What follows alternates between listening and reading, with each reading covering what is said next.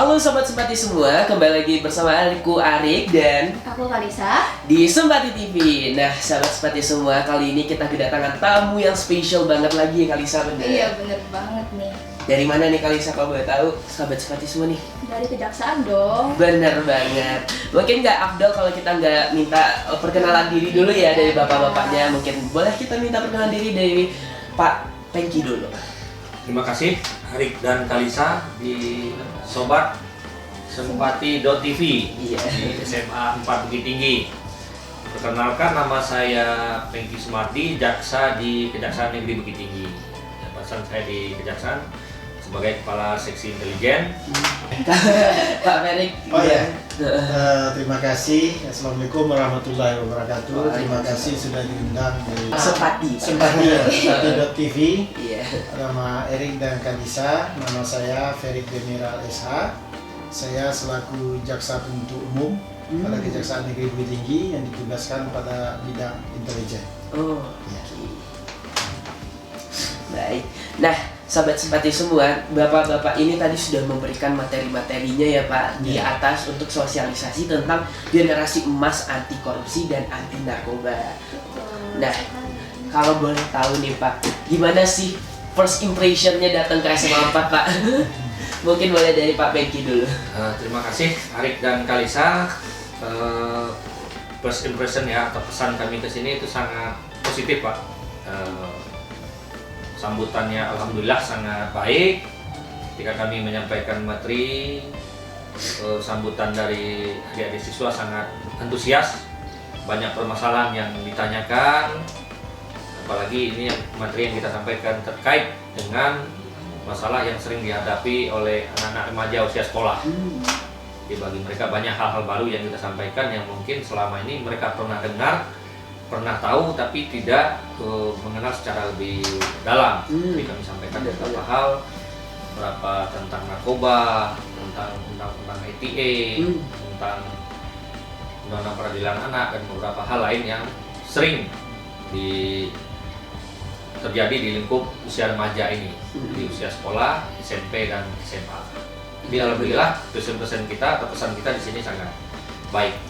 Terima kasih sudah berikan kesempatan kepada kami melaksanakan salah satu program kejaksaan, jaksa masuk sekolah. Oh, oke. Nah, untuk Pak Felix ini gimana sih first Ya. impression nih Bapak? Saya terima kasih sudah diberi kesempatan di sini juga kami dari Kejaksaan Negeri Bukit Tinggi untuk melakukan jaksa masuk sekolah, dan juga saya kagum dengan SMA 4 Bukit Tinggi ini sudah mempunyai suatu podcast sendiri, Sempati.tv. Mudah-mudahan ini makin booming, makin Amin. dikenal di Bukit Tinggi, Amin. Sumatera Barat ataupun makin banyak subscriber. Amin. Oke deh. Nah, itu pasti sobat-sobat Sempati TV pasti pada penasaran kan? Apa sih itu kejaksaan? Nah, Bapak-bapak, aku pengen nanya nih, kejaksaan itu apa sih Pak? Ya, Kejaksaan ini adalah lembaga pemerintahan yang di bawah eksekutif yang dipimpin oleh seorang jaksa agung. Oke. Nah, jaksa agung itu pimpinan tertinggi dari kejaksaan yang kantornya berada di Jakarta. Nah, Oke. jaksa ini tugasnya selaku penuntut umum, artinya menyidangkan perkara-perkara yang berkaitan dengan tindak pidana yang diatur dalam KUHP maupun tindak pidana korupsi atau undang-undang lainnya yang ada aturan pidananya, itu kami yang menyidangkan. Oke. Nah, prosesnya perkara itu rata-rata kalau kayak pidana umum itu dari kepolisian. Oke. Nah, mereka ngirim berkas ke kami, nanti kami teliti berkas. Setelah Benar-benar. kami teliti berkas, kalau udah lengkap, itu kami nyatakan B21.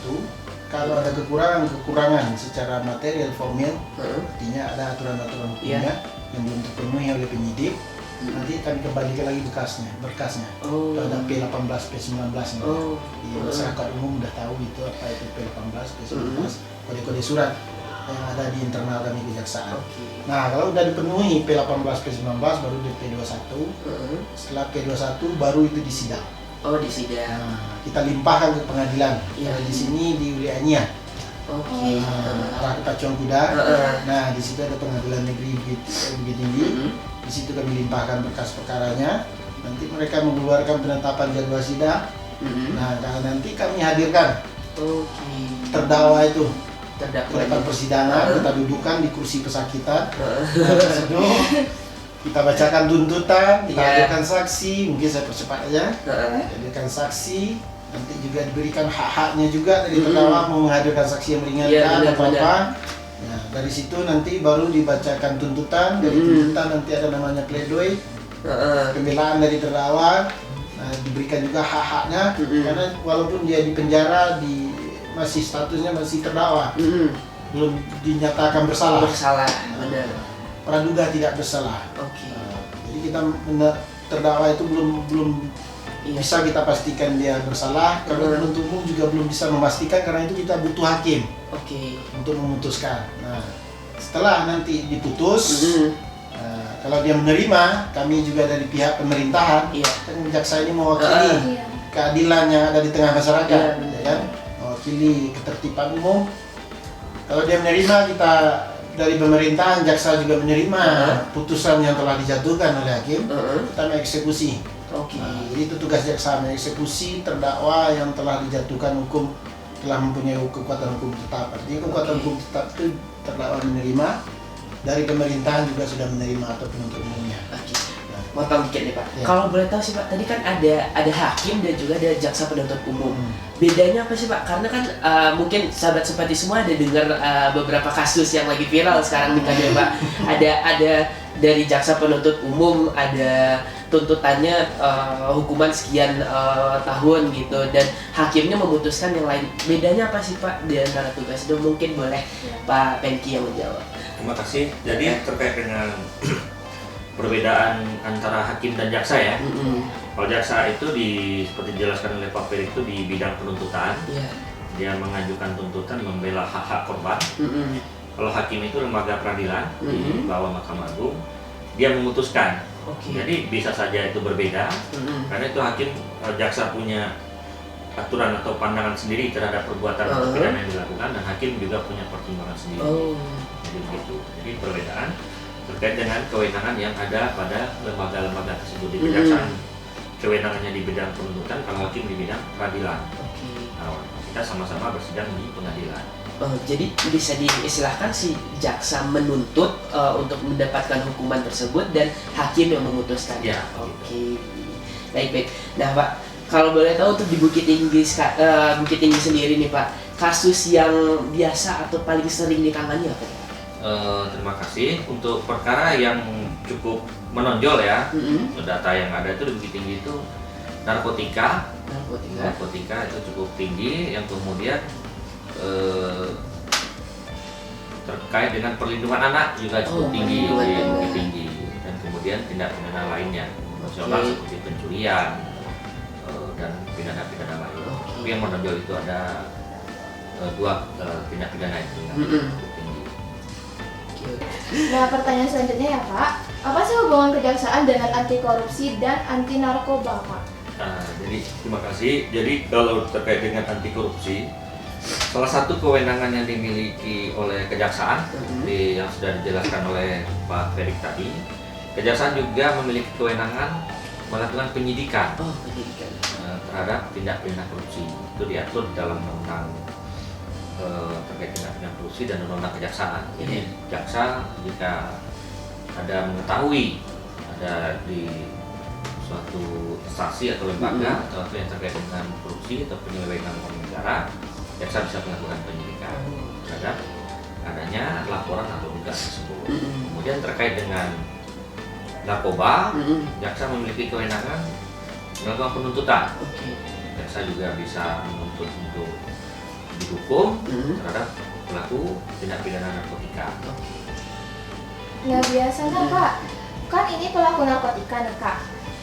Maksudnya itu pidananya bisa berapa tahun ya Kak kalau boleh tahu? Nah, di Undang-Undang Narkotika itu ada beberapa pasal yang terkait. Contohnya pengguna, pemakai, dan yang menyimpan menyimpan. dan menjual itu berbeda. Oh, beda. Berbeda-beda. Kalau pengguna itu diatur di pasal 127 nomor nomor 35 tahun 2009, itu ancaman maksimalnya 4 tahun. Kalau penjual itu kalau tergantung beratnya, beratnya di atas 5 kilo ya. Kemudian sabu atau narkotika tertentu, bukan tanaman, itu bisa sampai pidana mati. Oh, pidana mati. Itu juga dengan menyimpan ada pidananya. Oke. Memproduksi lain-lain di pasal. Lain beda juga. Jadi Ya. bisa disimpulkan bahwa hukumannya beda-beda antara menyimpan, Beda. mengedar, pemakai, beda-beda berarti ya Pak ya. Beda-beda. Oke, makasih deh Pak Pengki. Nah, selanjutnya ke Pak Ferik lagi nih. Nah, Pak, kalau boleh tahu nih ya, mungkin sahabat simpati semua masih ada yang bingung. Gimana sih caranya seorang jaksa bisa tahu bahwa adanya terjadi korupsi di suatu instansi begitu Pak? Kalau boleh tahu gimana sih tahap-tahapannya? Tahapan-tahapannya, ya. Biasanya kita kan kasus korupsi ditangani gitu. Biasanya itu ada namanya laporan dari masyarakat. Oh, oke. Bukan kita yang cari-cari. Oh, soalnya mungkin ada beberapa yang mikir kan Pak, Iya. pasti dicari-cari nih, takutnya Cari-cari gimana-gimana. masalah. Nah, kita selaku informasi, dari ya. cari informasi ya. Tugas dari kita penegak hukum ini bukan Mm-mm. mencari-cari kesalahan. Oke. Kita artinya tujuannya di situ ada laporan, kita teliti dulu. Oke. Nah, ada nanti di bidang intelijen namanya Puldata Pemakai dulu. Oh, Kalau itu nanti pimpinan kami, misalnya di daerah Bukit Tinggi dipimpin oleh seorang kepala kejaksaan negeri Bukit Tinggi, ya kan? Nah, ada laporan masyarakat dulu. laporan masyarakat. Dari masyarakat, karena korupsi ini kan biasanya orang-orang pintar, ya, orang-orang terpelajar, dan orang-orang yang memegang keuangan negara. Oke. Nah, mereka itu nanti ada laporan masuk ke kantor kita, nanti surat itu baru diproses. Oh, diproses. Nah, di situ sama juga kami di kepolisian kan ada namanya penyelidikan. Nah, kami ada juga melakukan itu dulu. Sebelum penyelidikan itu ada lagi namanya proses-proses di Intel. Oh, detail. Pulbaket dulu, kumpulkan dulu data-data. Karena tindak pidana korupsi itu kan yang berkaitan dengan administrasi keuangan negara. Iya, benar. Karena surat menyurat, putusan, kebijakan, Benar-benar. kayak gitu, anggaran, Iya. IPA itu kan. Nah, Itu dikumpulkan dulu surat menyuratnya, oke. kayak SPPJ atau apa, Iya. surat panggilan dinas, pembelian barangnya, Benar. gitu kan. Nah, seluruhnya itu dikumpulkan, diteliti, Diperiksa gitu lah ya, pelajari dulu. diaudit dulu mungkin Ya, ya, Pak. diaudit. Nanti dicocokkan dari laporan dari masyarakat itu apa yang dilaporkan. Iya. Terjadi itu enggak? Gitu. Nggak tahu difitnah. Benar. Ya kan, sakit hati. Nah, itu. Benar, Jadi kami benar. penegak hukum ini membela secara materialnya benar nggak gitu. Oke. Laporannya kalau dicocokkan. Kalau cocok memang ada kerugian keuangan negara, baru ditingkatnya nanti Oke. ke penyidikan namanya. Dari Di penyelidikan ke penyidikan. Oke. Nah, dari penyidikan itu kami melakukan penyidikan umum namanya. Penyidikan umum. Nah, umum dulu belum kita tentukan tersangka siapa. Benar-benar. Nah, setelah diteliti, dipanggil saksi-saksi semuanya ya kan. Setelah kita kerjasama dengan ahli. Nah, kalau kasus korupsi itu lebih rumit dibanding Lebih rumit. Kita harus menghadirkan ahli dari BPK, BPKP, Iya. gitu kan. Benar-benar. Nah, mengaudit lagi Iya. hasil hitungan kami, karena jaksa juga ngitung, tapi belum tentu juga hitungan kami benar gitu. Jadi harus double check gitu ya Pak ya? Double check terus, karena korupsi ini tindak pidananya pasti orangnya pintar, Iya orang benar. terpelajar, Benar. yang menguasai keuangan negara. Benar Karena Pak. itu jangan sampai salah kita menghukum. Iya Oleh benar. sebab itu korupsi itu, karena itu dia khususkan daripada pidana yang lain. Nah, setelah dari proses tersebut, baru dia tetapkan tersangka. Gelar perkara lagi kami di kejaksaan namanya, dengan pimpinan seluruhnya, kan? Gelar perkara untuk menetapkan orang ini. Asal-asalan kita menetapkan tersangka. Benar-benar. Setelah ditetapkan tersangka, ya baru diproses lagi, Diproses lagi. diberkas seluruhnya. Nah, nanti baru ada namanya tahap 2. Tahap 2. Dari tahap 2 itu tersangka ini diperiksa lagi oleh jaksa penuntut umumnya. Iya. Nah, tadi kan jaksa penyidik namanya. Jaksa penyidik. Kan 2 itu. Jaksa penyidik itu bisa juga nanti jadi jaksa penuntut umum. Oh. Gitu. Bisa Saya sama pernah gitu sama ya. Pak Kasintel juga kan. Kami nyidik nanti diperintah lagi selaku penuntut umum. Jadi jaksa penuntut umum. Nah, jaksa penyidik lanjut jadi penuntut umum. Nah, Oke. di penuntut umum kita menuntut lagi, merubah status tersangka menjadi terdakwa, menggeser lagi posisi orang itu. Oke. Ini namanya tukar-tukar. Pertamanya dia jadi saksi, awalnya yang mau calon tersangka itu jadi saksi dulu. Jadi saksi dulu. Oh, jadi Nggak boleh langsung nggak boleh ditangkap. langsung gitu ya, Pak ya? Benar Seperti benar. itu kita praduga tidak bersalah gitu. Oh. Dijadikan saksi dulu, baru ditingkatkan jadi tersangka. Benar benar. Baru di BAP jadi tersangka. Awalnya BAP saksi. Heeh. Nah, dari saksi tersangka, dari tersangka digeser lagi jadi terdakwa. Jadi terdakwa. Dia jadi terdakwanya setelah kami tahap 2. Tahap 2. Persidangan. Oh, Dilimpahkan. Nah, dia udah jadi terdakwa. Oke. Baik. Terima kasih Pak Ferry. Nah, kita balik lagi ke Pak Mengki. Pak, kalau boleh tahu selama masa Bapak jadi jaksa nih, Pak, apa sih kasus terberat yang pernah Bapak alami gitu? Kalau untuk kasus semuanya berat. Semuanya berat. Kenapa? Kenapa saya bilang semua? Heeh. Karena setiap kasus yang kita tangani itu memiliki tantangan, keunikan, Heeh. dan spesifikasi tindak pidana itu berbeda-beda. Oke. Ada yang berat dari segi korban, mungkin korbannya mungkin orang yang harus kita lindungi betul. Hmm. Ada yang berat dari sisi penanganan perkaranya, contohnya mungkin saksinya berada di luar daerah segala macam. Benar-benar.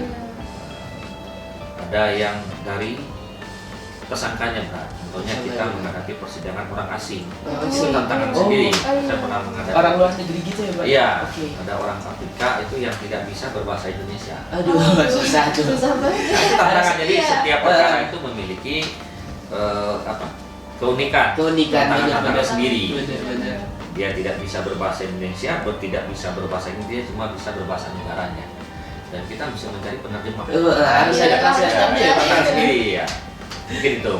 Nah, Oke. jadi semua perkara itu memiliki tantangan-tantangan sendiri Oke. dan memiliki keunikan-keunikan masing-masing. Benar-benar.